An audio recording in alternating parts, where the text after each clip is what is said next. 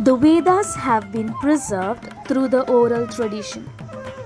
The Vedas are also called as Shruti, Rig Veda Samhita.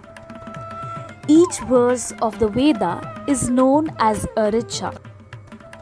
Now, there are different sources of history, like written sources, material sources, and oral sources. Okay, and Veda, it's a literature. Definitely, it is a literature, but it is also a kind of source that is type. It comes under oral source as well, because mostly this. Vedic literature is spread or passed on by oral traditions. Okay, orally people come to know about the Vedas more easily, and the Vedas are also called as Shruti. Okay, and first we will learn about the Rig Veda Samhita. Each verse of the Rig Veda Samhita is known as a richa. So the Veda consisting of richas is called Rig Veda. Richa means a verse composed to praise a deity.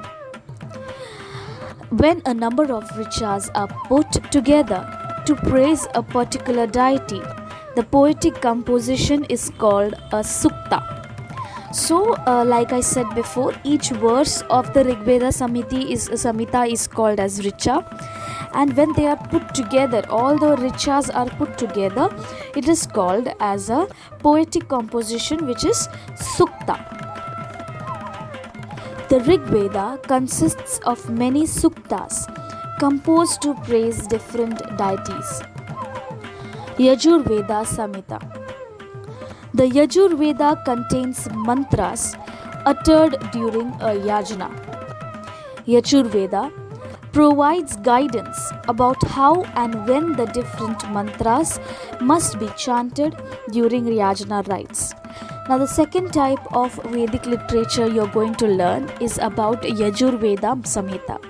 The first one, Rig Veda Samhita, is a poetic composition to a particular deity. Yajur Veda Samhita is about the mantras that has to be said during a yajna. Yajna is like a puja kind of thing, and during those times the mantra that has to be said, that is basically specified in the Yajur Veda Samhita. This text includes the verses or poetic incantations and their explanation in prose.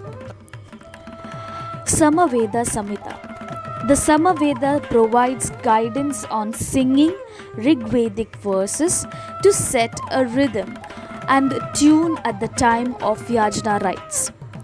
The Samaveda has contributed in a major way in laying the foundation of Indian music. So this is the third type of Vedic literature, Samaveda Samhita. This Vedic literature is about music basically.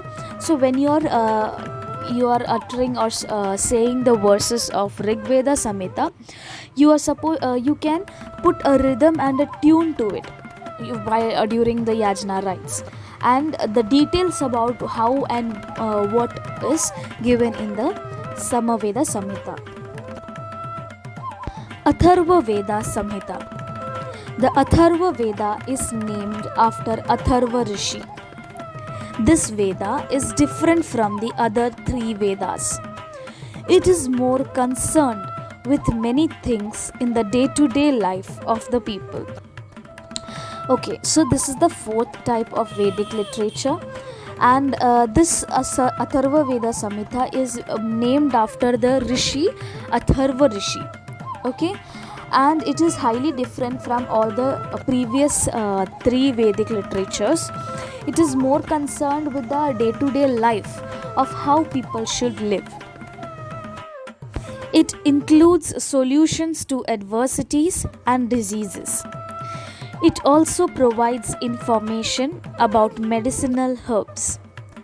The Atharva Veda provides guidance to a king about the way he should administer his kingdom. So the Atharva Veda Samhita is more about gaining knowledge about your day to day life, be it for a king or be it for the solution of certain diseases or certain calamities. What should be done? The Brahmana texts, Aranyakas, and Upanishads were written after the composition of the Samhitas.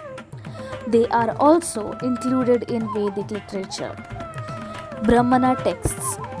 They were composed to provide guidance on using Vedic mantras in yajna rituals. Now, the basic four types were already learnt by you, that is the Rig Veda, Yajur Veda, Samaveda, and Atharva Veda. There are also smaller categories in the Vedic literature, and one of them is the Brahmana texts. Now, in the Brahmana texts, it is highly similar to the Yajur Veda and the Samaveda, and it gives guidance on how to utter the Vedic mantras in a yajna ritual. Each Veda has independent texts called Brahmanas. Aranyakas. Aranyakas consist of the reflections or thoughts expressed after meditating with deep concentration in forests or wilderness. The Aranyakas are concerned with accurate performance of yajna rites. So, in Aranyakas, this is the second smaller type of Vedic literature, and in this there is more about the thoughts that came across certain people who would go and meditate in the forests and the wilderness. Okay, you may be knowing about many saints and sadhus who will go to faraway places, leaving everything to meditate. Okay, and that to meditate for a long period of time. So whatever thoughts and reflections or conclusions they would get after the meditation, that was mentioned in the Aranyakas. And it is also concerned with the accurate or the proper performance of the yajna rites. Upanishad. The term Upanishad indicates knowledge acquired by sitting at the feet of the teacher. Human beings have always wondered about events like life and death. It is not easy to find answers to them. Now, what is Upanishad? In the Aranyakas, there was the thoughts and reflections that were after the meditations that were done.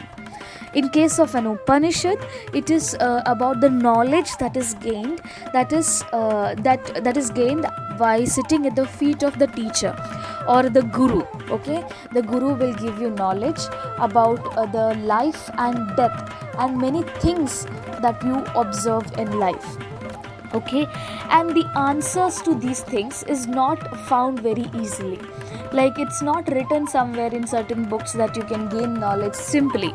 Okay, there are many. It's like philosophical knowledge, it's a theory, and you have to dive deep into it or strive to learn what is life, what is death, what comes after death, and what is the point of life. Such questions answers were usually found at the feet of a guru or a teacher. The Upanishads discuss such serious and profound issues.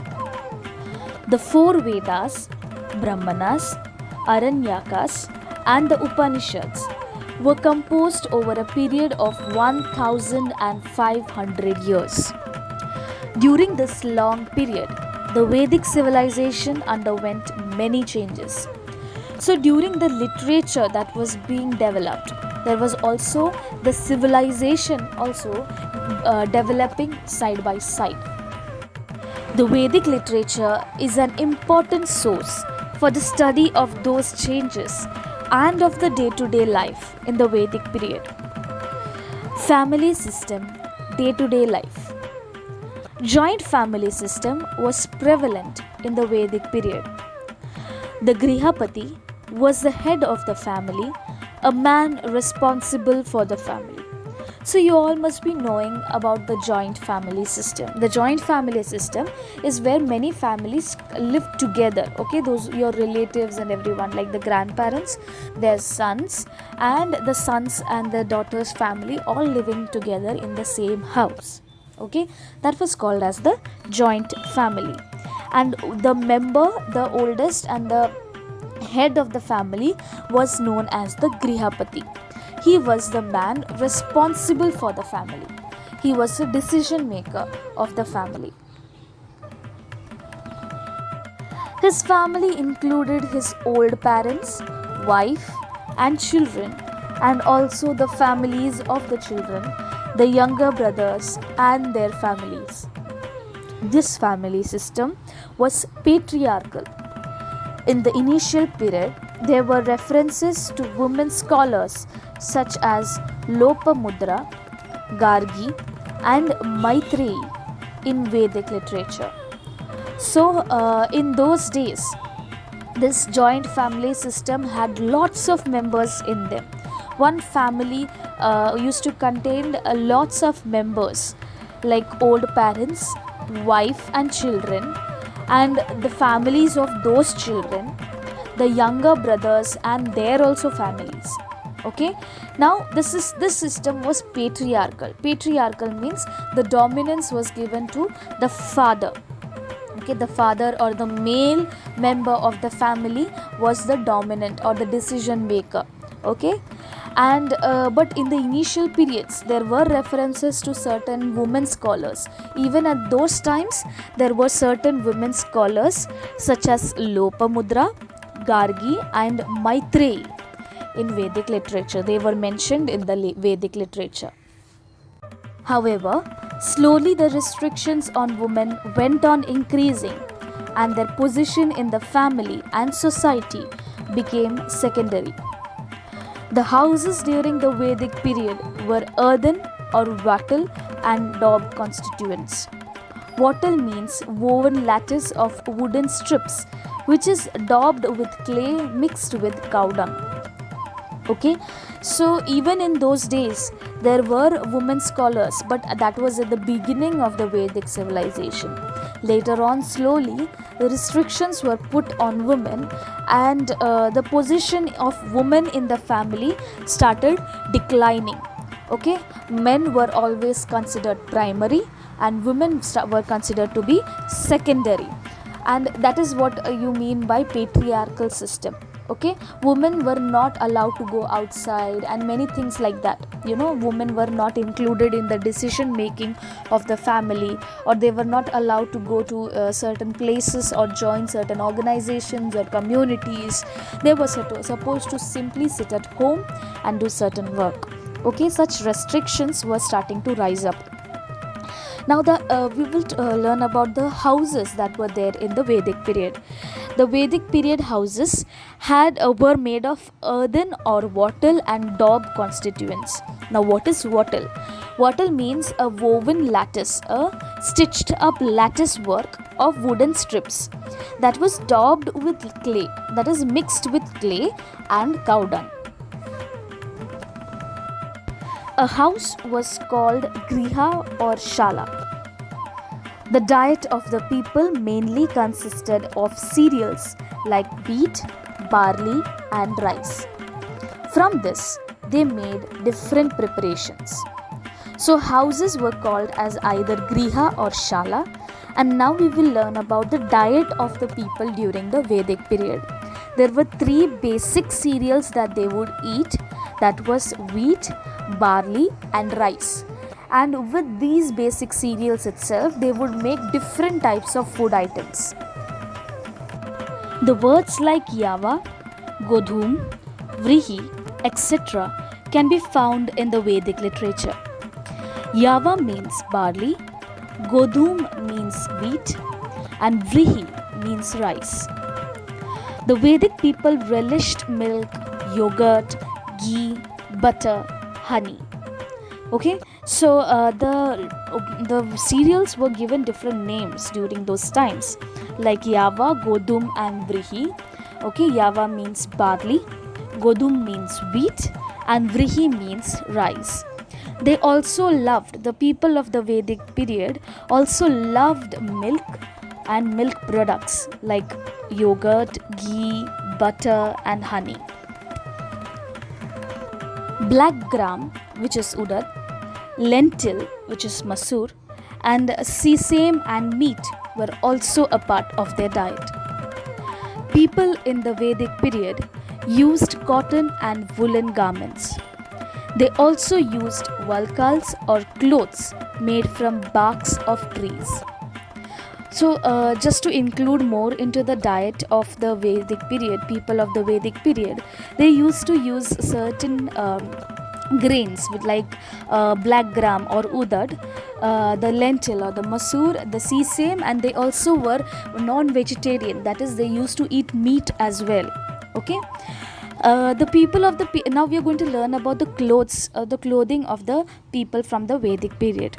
Okay, they used to wear cotton and woolen garments, and the clothes made from barks of trees, which is called as valkals.